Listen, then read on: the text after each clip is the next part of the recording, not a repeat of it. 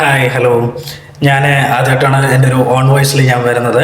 വേറെ ഒന്നും കൊണ്ടല്ല, ഞാൻ ഒരു പ്രൊഫഷണൽ കോഴ്സായ logistics and supply chain management എന്ന് പറയുന്ന ആ ഒരു കോഴ്സിനൊരു തെറ്റിദ്ധാരണ അല്ലെങ്കിൽ ഒരു മാറ്റി തരാൻ വേണ്ടിയിട്ടാണ് ഞാൻ ഓൺ വോയിസിൽ വരുന്നത്. എനിക്ക് മെയിനായിട്ട് പറയാനുള്ളത് +2 കഴിഞ്ഞ സ്റ്റുഡൻസ് ആൻഡ് ഡിഗ്രി കഴിഞ്ഞ സ്റ്റുഡൻസിനോടാണ് മെയിൻലി പറയാനുള്ളൊരു കാര്യം. എല്ലാവരും കേട്ടിട്ടുണ്ടാകും logistics and supply chain management, അത് പല പേരിൽ നമുക്ക് അറിയപ്പെടുന്നുണ്ട്.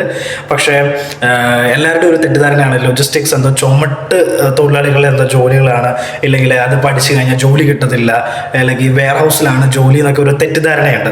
അപ്പോൾ ആ ഒരു തെറ്റിദ്ധാരണ മാറ്റി തരാണ്. ലോജിസ്റ്റിക്സ് എന്ന് പറഞ്ഞ ഒരു വെയർ ഹൗസോ ഇല്ലെങ്കിൽ ഒരു എന്താ പറയുക തൊഴിലാളികളുടെ ജോലിയൊന്നുമല്ല ലോജിസ്റ്റിക്സ്. നമുക്ക് ആ ജോലികൾ കിട്ടാൻ വേണ്ടി 10ാം ക്ലാസ് പോലും പാസ്സാവേണ്ട കാര്യമില്ല.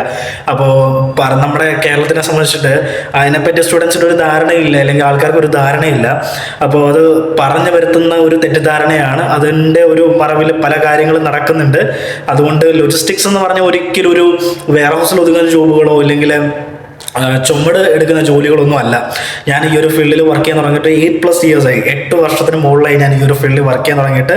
ഇപ്പം നിലവിൽ ലോജിസ്റ്റിക്സിൻ്റെ സീനിയർ ട്രെയിനറായിട്ട് ഞാനിപ്പോൾ വർക്ക് ചെയ്യണം. അപ്പോൾ അതിൻ്റെ ഒരു ലെവലിൽ പറയുകയാണെങ്കിൽ ഇറ്റ്സ് നോട്ട് എ ജോബ്. ഒരു ജോബ് മാത്രമല്ല, പ്രൊഫഷണൽ ജോബാണ്.